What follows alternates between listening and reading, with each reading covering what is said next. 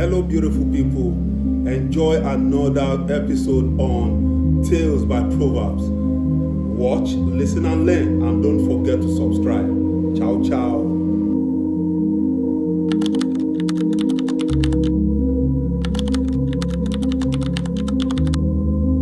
Have you ever started doing something thinking, this will be great, and then an adult said, stop? That's dangerous, and you thought they were just being mean. There's an ancient Yoruba proverb from Nigeria that says, Tí ọmọde bá ń gégi nígbó, àgbà ló máa mọ ibi tó máa wó sí. Child is cutting a tree in the forest, only the elder knows where it will fall. It sounds like it's about cutting trees. But what it's really teaching is something much bigger. Young people can see what they are doing right now, but older people can see what will happen because of what you're doing. Experience sees the future that enthusiasm cannot see. If you've ever thought adults were stopping your fun for no reason, or ignored a warning and then got hurt, or wished you had listened to someone older and wiser, this proverb is about to show you why experience can see dangers that you cannot see yet. Let me tell you about a boy named Toby. Toby was 10 years old, energetic, and always ready for adventure. He loved exploring the forest near his village with his friends. One day, Toby found a huge tree with a thick trunk. An idea popped into his head: if I cut this tree down, we can use it to build an amazing tree house. This will be the best thing ever. He ran home to get his father's axe. His grandfather, Papa Beo, was sitting outside the house, resting in the shade. He was very old, with white hair and wise eyes that had seen many, many years. Where are you going with that axe, my grandson? Papa Beo asked. I'm going to cut down a big tree in the forest, Toby said excitedly. I'll build the best treehouse ever. Papa Beo stood up slowly. Show me this tree first. Toby didn't want to wait, but he respected his grandfather, so he led him to the forest. They stood in front of the massive tree. Toby looked up at it with excitement, already imagining his treehouse.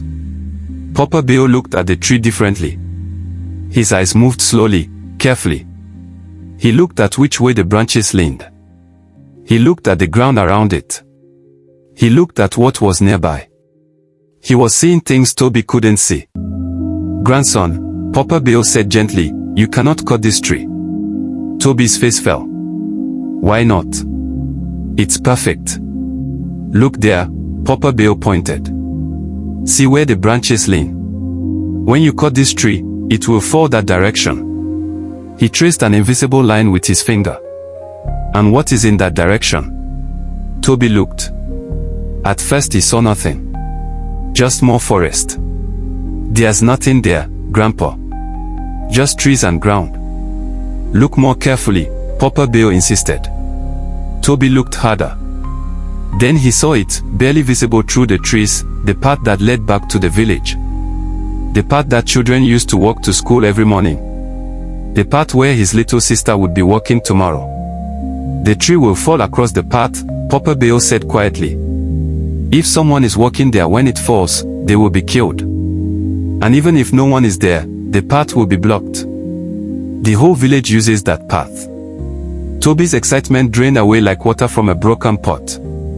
He hadn't seen any of that. He'd only seen the tree and his dream of a tree house. His grandfather had seen the consequences, the danger, the future. But Grandpa, I'll be careful when I cut it, Toby protested. Papa Beo shook his head. My child, you are young and strong and brave.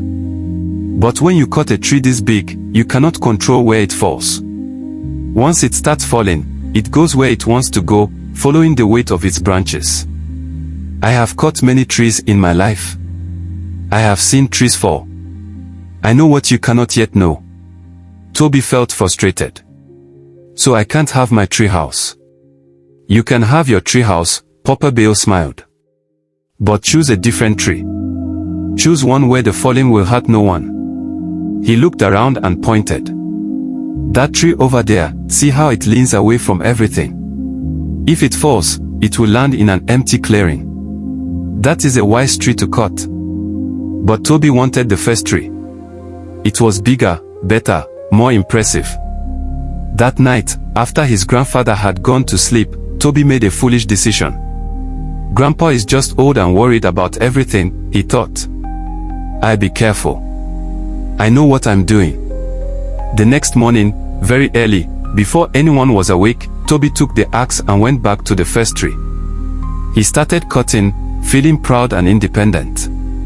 I don't need an old man telling me what to do, he muttered as he chopped. Chop, chop, chop.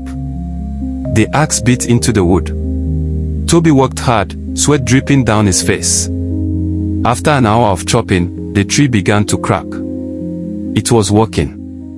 The tree started to lean, slowly at first, then faster. Toby stepped back, excited to watch his tree fall. But then his heart stopped. The tree was falling exactly where Papa Bear said it would fall, straight toward the village path. And worse, much worse, Sigan heard a sound that made his blood turn cold, singing. Children's voices singing as they walked to school. His little sister was on that path. His friends were on that path. Stop, Toby screamed, running toward the path. Run. Run. Tree falling. The children heard his scream and looked up. They saw the massive tree coming down toward them like a giant's hand. They scattered, running and screaming in different directions. Crash. The tree hit the ground with a sound like thunder, right across the path, exactly where the children had been standing just seconds before. Toby reached the path, his heart pounding so hard he thought it would burst. The children were safe, just barely. His little sister was crying, terrified. His friends were shaking. If they had been 2 seconds slower, someone would have been crushed. The whole village came running at the sound. They saw the tree across the path. They saw the frightened children. They saw Toby standing there with the axe, his face white with horror, finally understanding what his grandfather had tried to tell him. Papa Bear arrived, walking slowly with his cane. He didn't yell. He didn't hit Toby. He just looked at him with sad, wise eyes and said, "Tí ọmọde bá ń gégi nígbó, àgbà ló máa mọ ibi tó máa wó sí." When a child is cutting a tree in the forest, only the elder knows where it will fall. He continued, "You saw the tree you wanted to cut. I saw the path it would destroy and the lives it would endanger. You saw today. I saw tomorrow. That is the difference between youth and experience." Toby fell to his knees, tears streaming down his face. "I'm sorry, Grandpa. I'm so sorry. I almost killed my sister. I almost killed my friends. You tried to warn me and I didn't listen." Papa Bear helped him stand. "Now you understand. Now you have learned.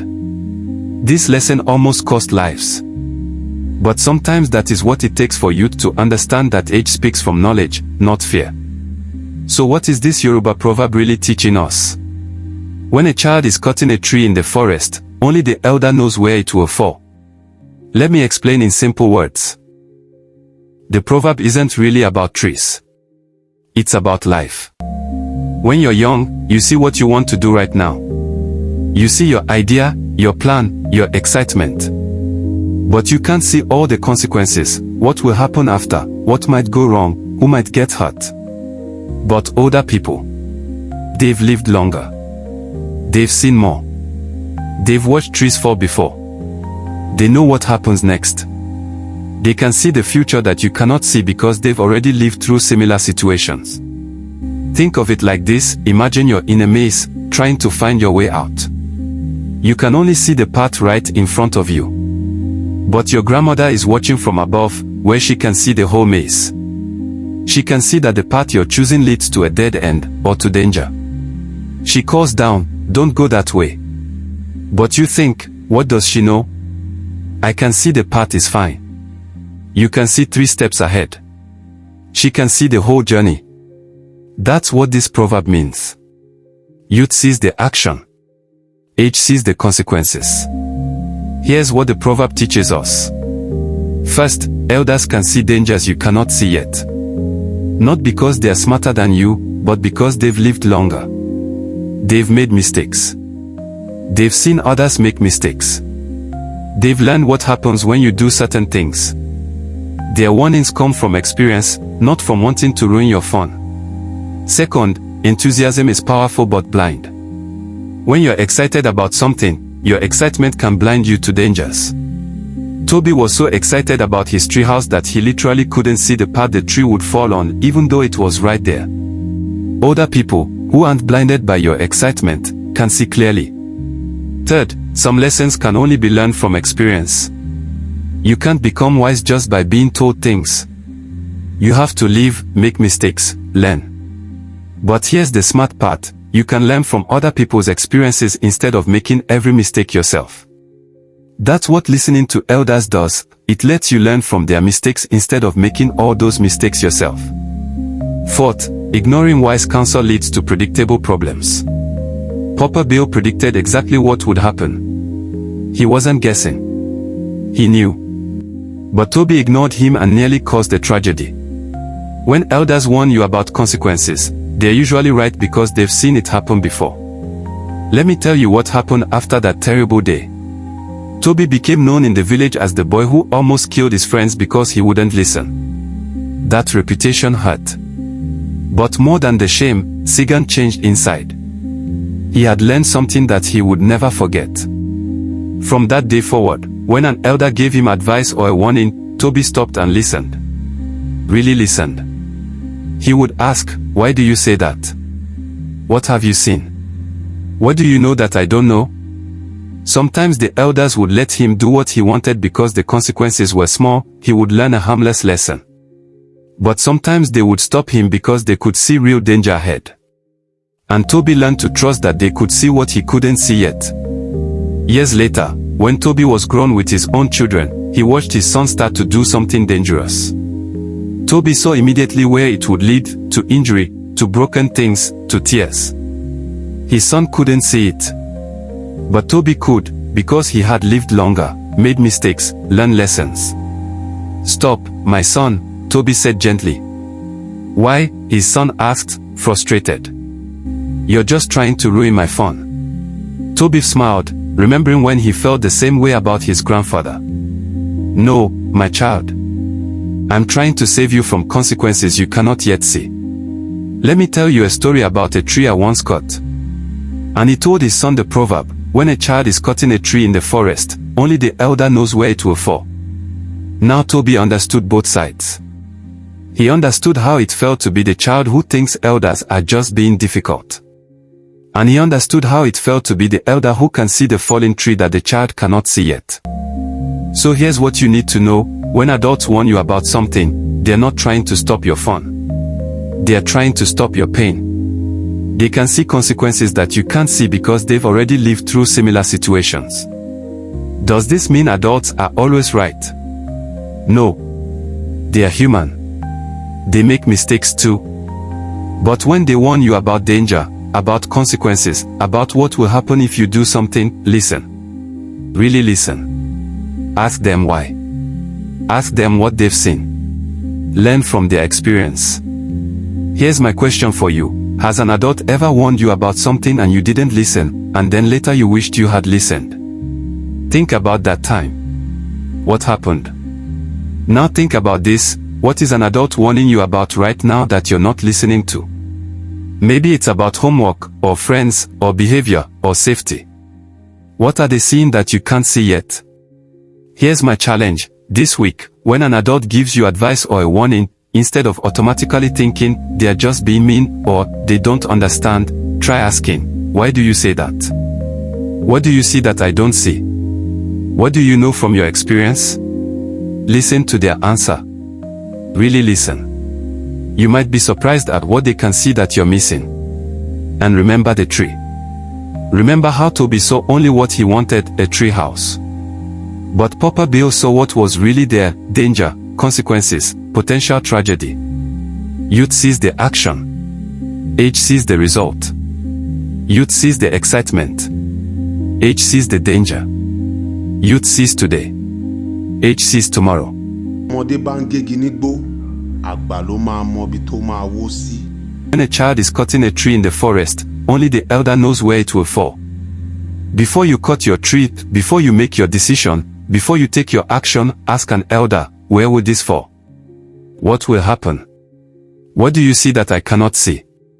Their answer might save your life. It might save someone else's life.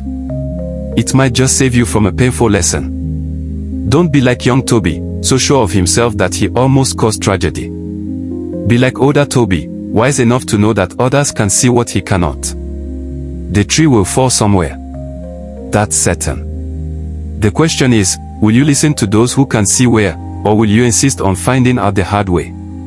Listen to experience. Learn from age. Respect wisdom. Your elders can see the falling tree. You cannot. Not yet.